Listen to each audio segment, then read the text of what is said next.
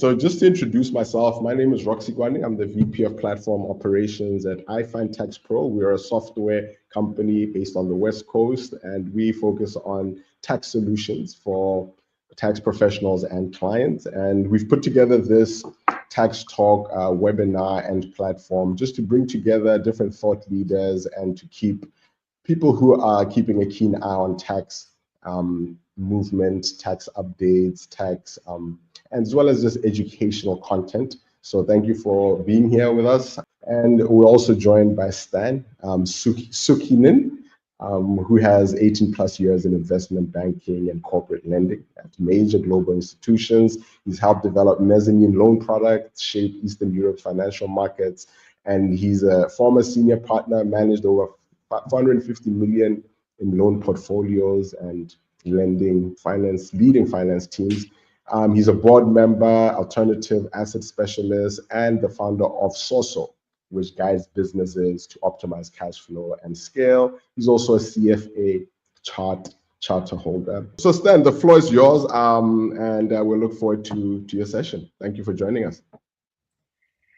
Yeah, so I will speak how to make money and not run out of the money that you then can file taxes with Dmitry, and you will have substance on your income position, and yeah, how to manage all of this. So like just a few things why you should listen to me.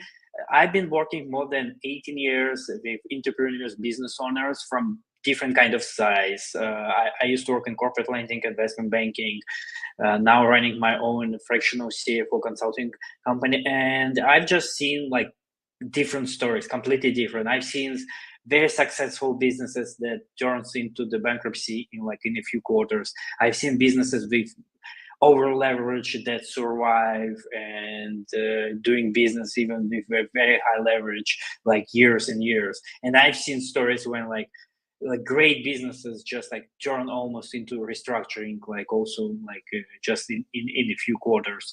And I kind of like see the facts that contribute to the successful business that survive and prospering, and those that kind of like end up in either like just shut down or like completely in disarray. Yeah, and I kind of like share like those main three lessons like that I learned and what I see and what like founders what they doing wrong and when they kind of mistreat like the what's happening in the business and make wrong decisions.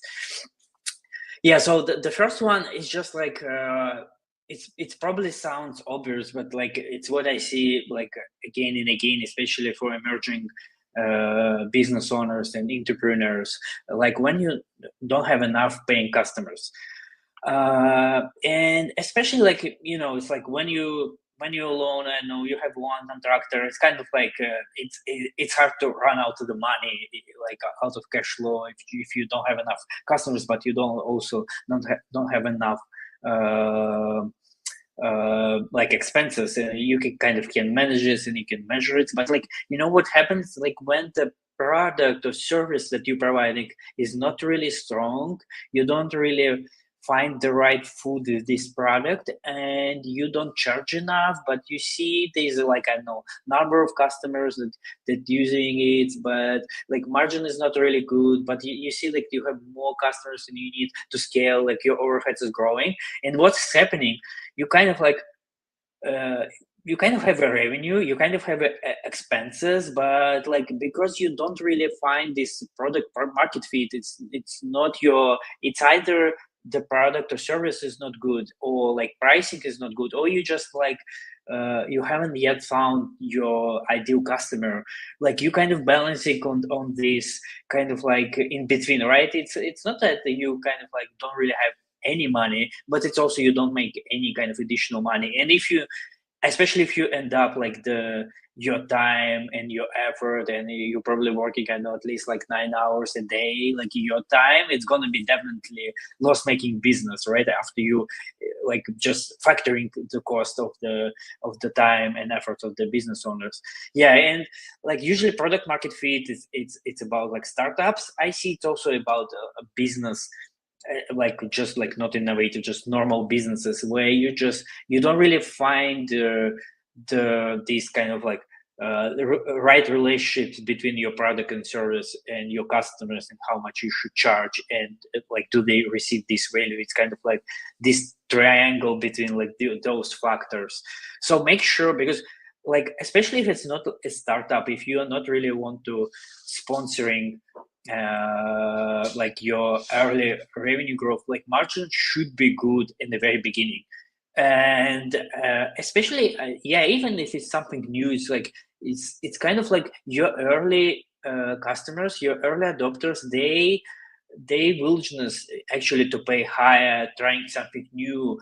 It's like you should have these margins, right? Like I'm talking about gross margins, right? Like your revenue minus what is the direct cost associated to provide your service and your products, right? Like it's like you should really like kind of like see this. And yeah, and then I see like another thing, it's like continuously tweaking the product or service. You're thinking like you add some feature, or then you can charge more, or like but it's like sometimes it's just you don't charge enough. And it's probably why you don't charge enough, because you just haven't yet found your ideal customers. I remember when I was starting, just from my personal experience, I started doing this kind of like a financial consulting. At that time, it didn't call a fractional CFO. And I remember I started working with startups mostly. And like, I know I charged them, I don't know, like 2,000 a month, or like, I don't know, 1,500 a month. And like, I know like they hardly can pay it, and and they like asking like so many things that I should have done for them for this price. And it just wasn't like, and it wasn't sustainable business model. And at one point I even thought like, okay, it's just not really profitable business. But like, what I didn't figure out at that time, it just was the wrong clients. It's just like I need to go upstream. So when I start working with the clients that at least like 2-3 million of revenue, okay, it's like it's a completely game changer. So I charge the price that really makes sense for me. I keep my gross margin, and it's just everything is just put in place, and everything you see, okay, it's in the right place, and then I can scale it. If I would start scaling like this early, my early price, it would be a disaster, because I couldn't find a good people to provide this service. And like my margins would be like, I don't know, 10%, 20% after all. And it's just like, it would be scalable. I could scale it. Like I on paper I could get more clients, but my financial results is going to be a disaster, right? Like it's hardly be break even, and I will work more and more hours, because this more clients, more attention, like more employees or contractors, and so on. So I think it's super important to find kind of like your product market fit before you start scaling. And scaling, I mean, like investing more in marketing, get more clients, hire more people, like whatever definitions for you of scaling. It's how you can avoid this kind of customer growth. Just grow slowly. Yeah, I think it's even like for startups, it's kind of like, I know like growth is everything now, like because of this kind of like VC money now is harder to get, and now people more thinking about like gross margins and profitability and so on. So probably now it's more about profit than it was like 2 years ago, 3 years ago. And just confirm that you have a real paying customers, confirm that you're delivering value, and confirm that the price they pay is enough for you, not even cover like existing costs, but how you will grow the company. Like what else do you need? Like, okay, it's probably when it's going to be 10 customers, you need an account manager, or you need somebody else that just sustain these things. You like probably right now you're doing some of these things, and you just like at some point you need to step down from those roles. Just put it also in your economics and see what's happening. So grow slowly, make sure that you stick to the right gross margin, and then you can scale your product. Yeah, just like those signs of product market fit, it's like it's more from the startup world, but I think it's also apply to the just business owners, just the normal businesses, not only innovative ones. So it's high organic growth, word of mouth referrals, waiting list, or like high demand, low churn, repeat usage, right, and high scoring and net promote score, just like high loyalty from your customers. And yeah, as a result of this, you will have consistent and predictable revenue, right? So it's kind of like, as you find this product market fit, your financials kind of like will automatically be in place, right? Because your gross margin is gonna be good, your revenue is gonna be consistent, and it's gonna be good, and it's probably your business will grow because you will start getting those referrals, you will start getting like just like word of mouth spreading, right? And yeah, and yeah, customer lifetime value, like how long one customer's working with you and how much in terms of revenue you get for them. Yeah, second, so it was the first reasons why business is actually falling, and the second largest reason that I see, it's like lack. I call it lack of financial clarity, just like lack of any financial foundation when you start your business. So I know how it's happening. Like when you start the business, especially like first time founders, they don't really think about accounting, or they don't think about like set up, like I know, like a software, like really looking for the numbers. They're doing this mental model policy, what I'm calling, when like, okay, I receive like this advance from one customer, and I receive like this payment from another customer, and I need to pay Joe like for this work, and I need to pay like those, I know, fixed payments, right? Like this, and here's my profit. But this mental model policy, it's kind of, it works in the very beginning when you have like 1-2 clients, you don't have like more than 5 expenses every month. It works. Like I'm not arguing against this, but as you increase complexity, as you even you got like, I know, 200K, as you get like, I know, 5 clients, it starts messy. Even if you're working in a really simple business, like I know, as a consulting, like you start getting like these advanced payments, and then you're getting like you need like to pay like your staff or your contractors, and then start messy. Like you will definitely not keep up with all your payments in your head. And like I see like the biggest difference between first time founder and second time founder. It's just like they second time founder, they start business, all of them.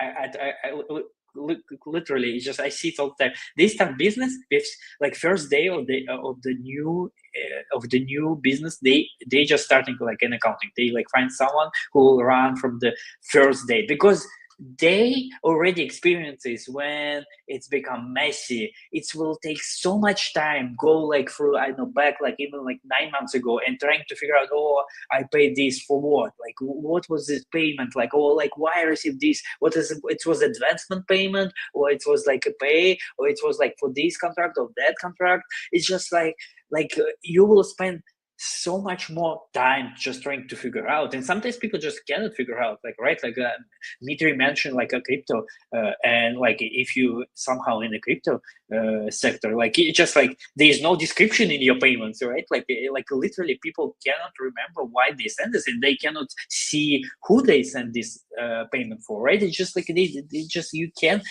just reconcile this. So it's super important to start your first day with accounting. You can run it by yourself if there's not enough means, and yeah, but it's just like it's a foundation.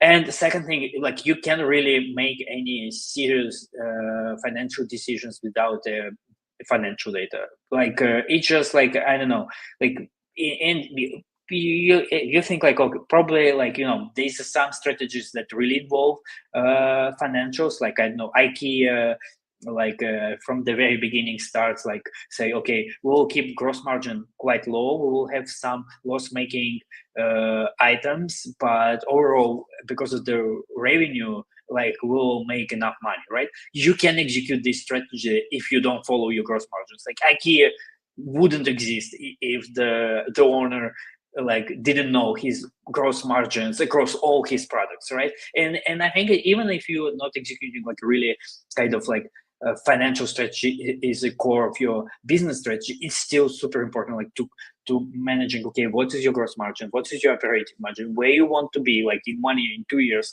like what do you want to achieve? Like you're offering a new product, it's like cheaper, but you think you will get more revenue. Like you can make these decisions if you don't know like your current gross margins and what's going to be gross margins on those products. And again, back like you can calculate gross margins if you don't have accounting set up in place in the first place. You can make these numbers. It's impossible. Yeah, it's like it's super important. I know it sounds boring. I know like a lot of business mind people, entrepreneur mind people, like they don't really want to spend even 5 minutes on accounting. If you this kind of person, I completely understand. Just hire someone and review regularly on monthly basis, like every second week, what they allocate, what's happening in your QuickBooks or Xero or other accounting software. Just look for this. Yeah, I would say like my kind of base advice. It also depends on the business. I think, like for example, if you're in a construction business, you like I know a contractor for like a construction site. I think it's very important to start tracking everything just from the very beginning. If you like there like simpler businesses, I don't know, like a consulting one of them, I don't know, like probably a coffee shop is going to be another one. Ways like you can do it by yourself, or you just like just wait until you reach a certain point. I think like after you cross like 100 or 150K of annual revenue, like you can hire like an accountant, and it's going to be probably 300, 400, 500 a month, or even like cheaper, depends on like how many transactions you have. And then after like I know 200, 300K of annual revenue, you definitely need an accountant. It's like there's no like you should have it in place. Yeah, and if there's a rapid growth, and for example today you had 15K last month, and you like probably see it's going to be like 40K like this month or next month, you definitely just hire an accountant right now. It just yeah, there's no excuse. And there's a kind of like a rule of thumb that your accounting, tax, and kind of like financial function in your company shouldn't be higher than 5-6% of your annual revenue, like up to 7%. But keep in mind, if your revenue is growing, and right now it's kind of I don't know, like a 200K, but you're growing and it's going to be in 6 months, I don't know, 600K. So take 600K, because like as you will hire, as you will kind of progress, it's going to be end up in this kind of like rule of thumb. Yeah, so what is essential financial knowledge? Just like quickly overview. So like revenue, it's just like how much you're making from sales and services. It's kind of sounds obvious, but like I see even like some entrepreneurs makes mistake here and like don't really understand, because like for example, like you receive an advancement for some future work that you should provide to your client. It's not your revenue yet, so you don't deliver service or product you promised, so it's not your revenue. It's just like a kind of an advanced financing, and for the balance sheet purpose and P&L purposes, it's not recognized as a revenue. So, and I see like a kind of founders make this mistake all the time. So direct cost, it's like direct cost is super important. It's like what's this directly tied to producing and delivering your products and services, whatever it involves, right? Like for SaaS businesses, it can be cloud cost and service cost and like customer cost, right? Like for the e-commerce, it's definitely going to be the cost of goods sold of the inventory that they're selling and delivery of those inventory. So it's very important, like what's really tied to your business, and you keep track of this. And especially like I know if you have like many products, many services, different revenues, set them apart, track it separately, that you can understand like what's each part of the business generated. Yeah, overhead is just like what is not really tied to your revenue. Like if you have like I don't know 500K revenue and it's going to be 700 revenue, and those costs like stay the same. So it's usually kind of employees, like just like general employees. I know an accounting service is going to be another overhead, like some utilities and like I know office rent, like all those costs is overhead. And I think another really important important kind of part of the essential financial knowledge is your suppliers, vendors relationships, and what's happening in terms of like your financing. Like like, do you receive a discount? Do you pay afterwards when they provide the service or products, or you pay upfront? Like, how do you manage this cycle? It's really important to track this and keep it in mind, right? Even if you do like a very early this mental model, just remember that it really affects your cash flow first of all. It's like how you manage those relationships. It will like I've seen it all. Like, it's just like you can be like, your revenue can be growing even like on your P&L, like net profit, gross profit, operating profit, all those metrics can be super like high, but you can be like no cash on your bank account. If you have like a very positive working capital requirements in your business, for example, e-commerce is a really good example of this. As the revenue of e-commerce is growing, you need more capital in the business, not less, like, because you need more inventory, and it's just like in absolute terms you need more capital inside your business, right? Because like the cycle for the e-commerce is usually very positive. You need a lot of inventory to sell, and as you revenue grow, you need more inventory, not less, and it means more capital, not less. So it's important that you kind of understand, at least in your head, like understand like those relationships, and understand your relations with the clients. Like if they don't pay immediately after you provide all your services or products, just like, okay, when they pay. And I also, it's bizarre. I've seen like almost every day. I see it's like across all my clients, when just somebody sends like invoices and they just don't really follow up, and they like stay there for their unpaid like for months, and it's happening like for small businesses, large businesses, and it's bizarre. And it's just like, this is the only one thing that like it will take you only 5 minutes. Just remind your clients just to pay it. And that's it. It just like, and it will make a huge difference on your cash flow, especially if you have like a lot of those dues from clients. Yeah, and the last thing, the third reason why businesses is falling is like excessive leverage. Just like especially in like I see like two scenarios. The one is like when it's like falling really badly. It's kind of like everything is positive, revenue is growing. Usually it's also coincide with the really good macroeconomic factors, and like, I don't know, you're doing like I don't know, like doors for multi-offices, multi-family complexes, and they booming, they growing, and then there's like, I don't know, like a recession, and market is just like, there's no need for like so many houses, and your business just falling.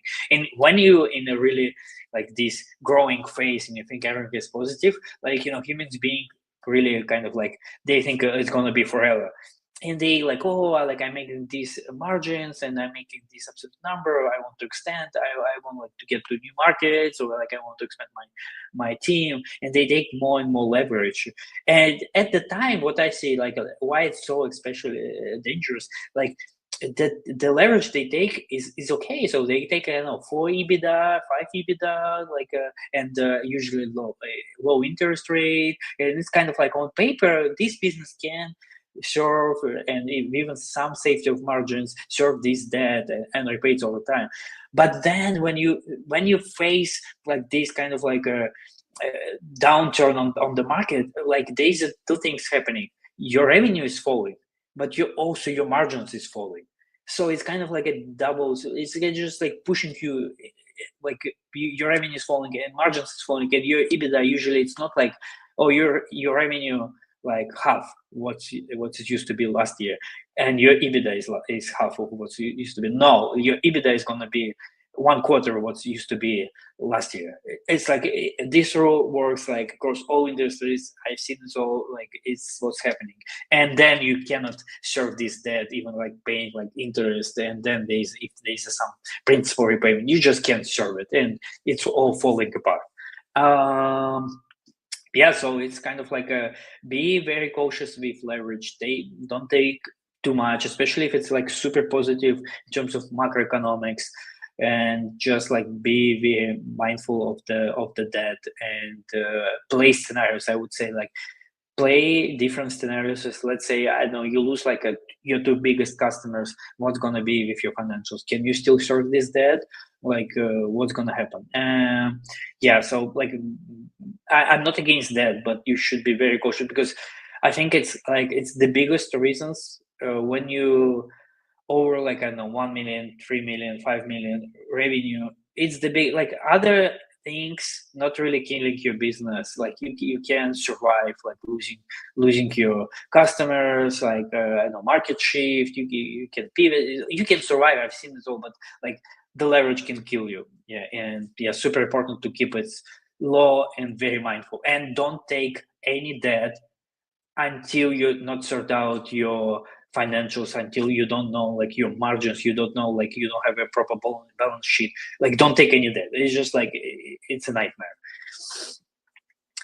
Yeah, as I said, like, yeah, how to prepare for economic changes, just run scenarios, manage debt wisely, and yeah, just and another what I see, like, I don't know, there's some changes in the market, or like in your product, or you're losing your competition to competitors, and it's just people think, oh, and they start running out of the money, right? Like, there's not enough money, they probably don't have enough, like, to just buy new inventory, and they think like, oh, I just need that, I just need one more, like, 500,000, I will solve all my issues, I will buy inventory. And so they just don't working with the cause of the issues, right? Why they end up with less money and they need, but they think, oh, it's just like the money is the problem. It's not the money. It's like usually it's not the money. Like, if everything is okay, you won't think about money, because if you find the product market fit, you know your margins, you grow kind of like really mindful, like, you won't think about money, because there's going to be enough money on your bank account. When you like grow very aggressively, or there's a certain things that you're not really sorted out, then it's issue of the money, or there's something's changed, and then you take debt, you just amplify all the issues you have, because you have more debt, you need to pay more money to serve your debt, not less, and you haven't solved your core issues. Yeah, so yeah, just like summarize, focus on your real customer demand. It's super important. It's just like find your customers, make sure that gross margin is okay, make sure that they pay enough to sustain your business, understand your financial picture, and constantly looking for this, update this, working with your accountant, and yeah, and manage that responsibly, and then you can build what I say, like, is unfollowable business. Yep. Thank you very much. Really appreciate it. Yeah, happy to answer any questions. Wonderful. And then also, please follow iFindTaxPro on all the major platforms at iFindTaxPro. And please do comment, like, and subscribe to our channel.